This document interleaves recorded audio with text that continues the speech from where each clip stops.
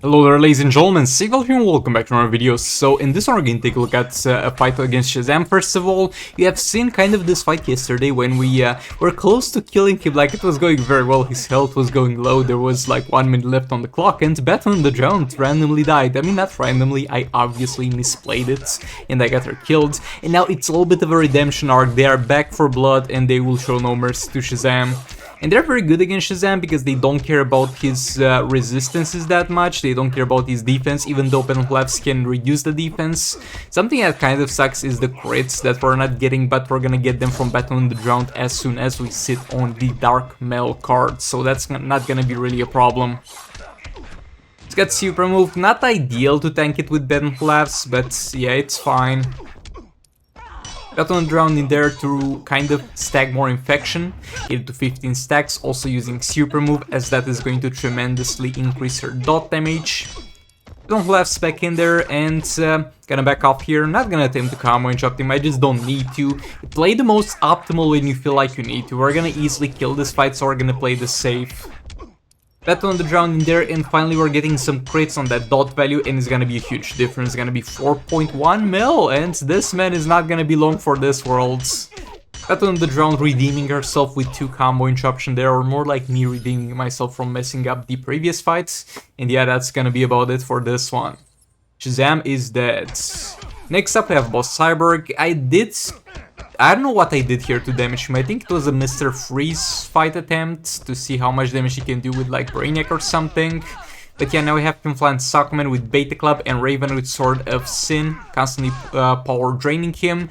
And he's gonna stun me on tagging, and the counterplay to that is just I don't care. Raven is gonna most likely resist the stun because she's got stun resistances on the talents, and Pinflant Sockman is going to just get stunned on tagging. He's not gonna take that much damage, but doing this strategy specifically might be a little bit of a problem in higher heroics, as this man will get more damage. And the more damage he gets, the more damage he will do to stun targets, because he has a further modifier against that. And like, the damage King takes is no joke, like he's taking a little bit of a pounding, and if I didn't have Sword of Sin on Raven, this would have turned out maybe differently for my King here, because he would have gotten hits with specials. And attack Raven in, we need to reset that darkness. There we go. Getting back in, getting stunned again, getting hit a bit again, but it's fine. Jump attack, third special. And yeah, that's gonna be most likely it for this man. Another special 2 in there, he blocked that, but I don't care. And he is at 0 health at the moment. Raven will just finish up the fight by slapping him, and that was about it for Boss Cyborg.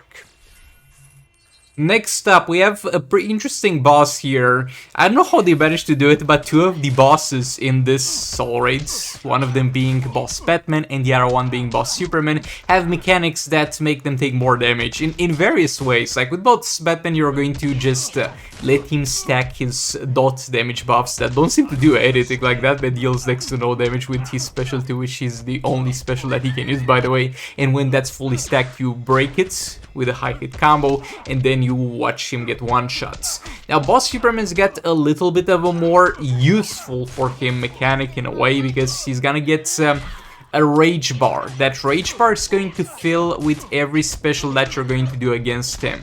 And the higher it gets, the more defense he's going to get, so the less damage you're gonna do against him. But when it's full, it's going to break all the defense that you have gained, and it's going to give you a huge damage buff. So we're gonna not necessarily try to exploit that, because we're mainly gonna play this normally, as you would play the League of Anarchy team, because just with normal gameplay you're eventually gonna stack the bar all the way up to max, though we might need to do a little bit more specific things to really get it there, because with the proper Harley tag-in and with the Arkham Knight Batman, there we go, we're gonna do here a special 2, and these 2 bars from full.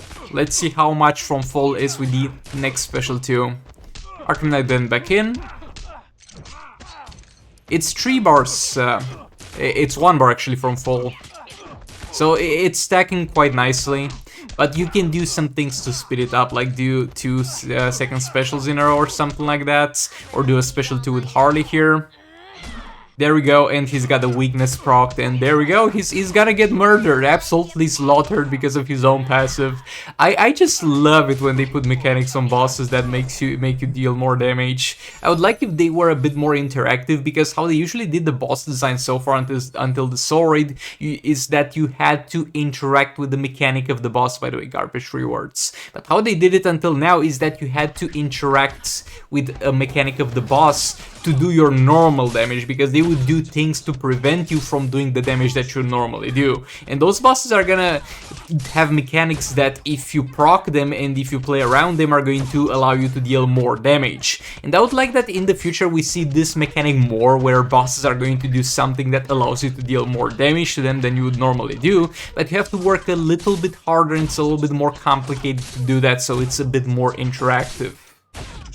Something like, though this might sound like a terrible idea, something like a boss that has a 100% reflective shields for 10 seconds, and the other 10 seconds he's gonna take 300% more damage, and he basically fluctuates, or 500% more damage, and he basically fluctuates between the reflective shields and the additional damage that he takes. So if you play it right, you're gonna destroy his ass, and if you don't play it right, you're not gonna have a great time.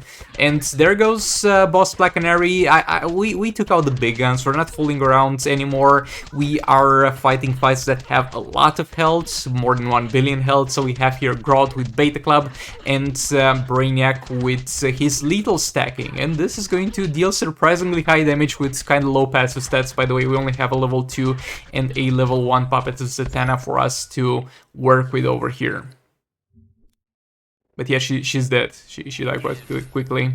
Now, Zatanna plus Mr. Freeze, so I was wondering if Zatanna is going to be able to tremendously buff Mr. Freeze, and even if she doesn't buff him by that much, this fight would be worth doing by default, because this man is full health and Zatanna's percentage health damage would definitely come in handy. But I was just wondering how the dot damage on Mr. Freeze Special 2 would interact with Boss Green Arrow, not Boss Green Arrow, with Zatanna's damage buff, and if it would be increased heavily.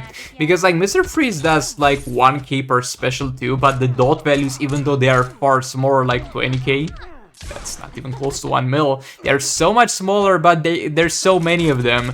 And I was looking forward to increasing both the Special 2 damage and the dot values here with the addition of Zatanna.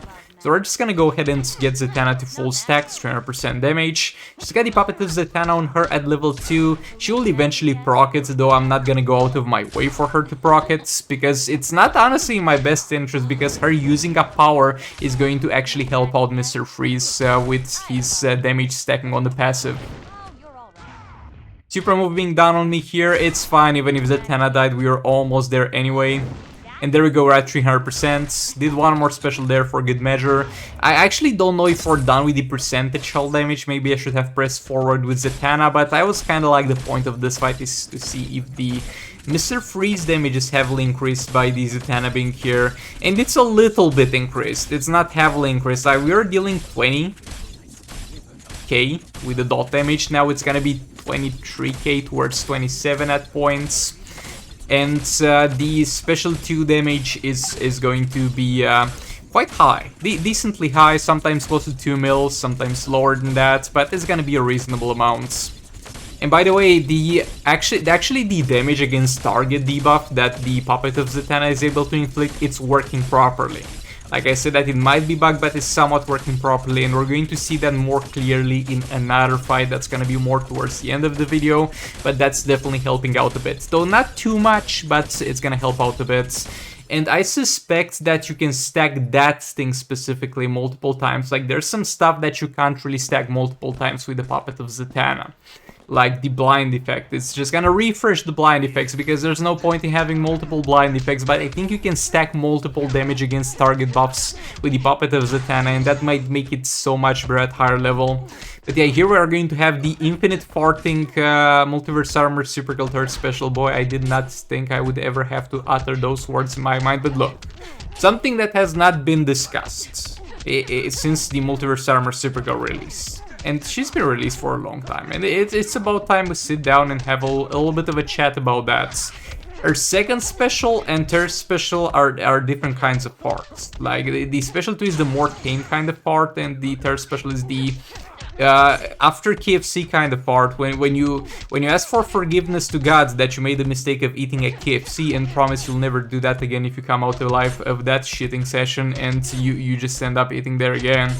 But yeah, we're just gonna spam the third special, and I think it's lore accurate at this point to assume that she's farting with that third specialist. Let's just call it a day. Let's just agree on this point, okay? She's just farting on him.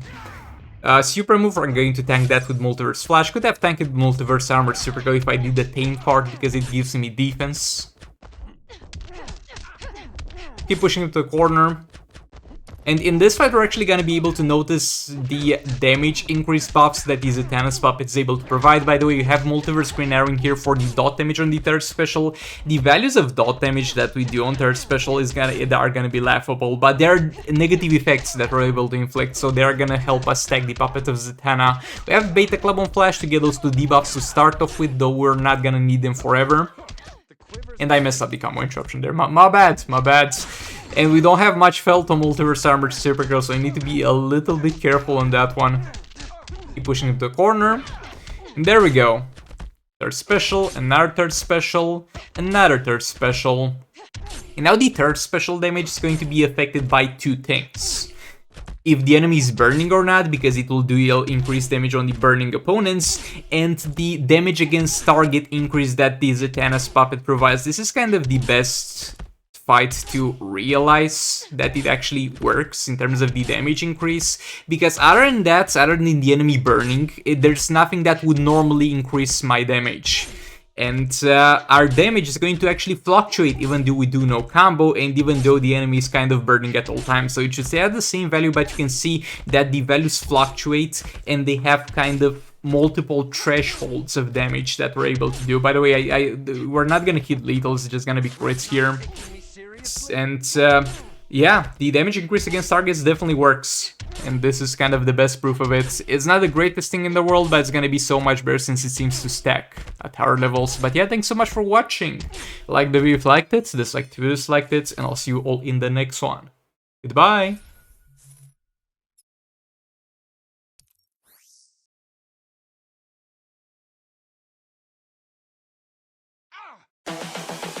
This is the future.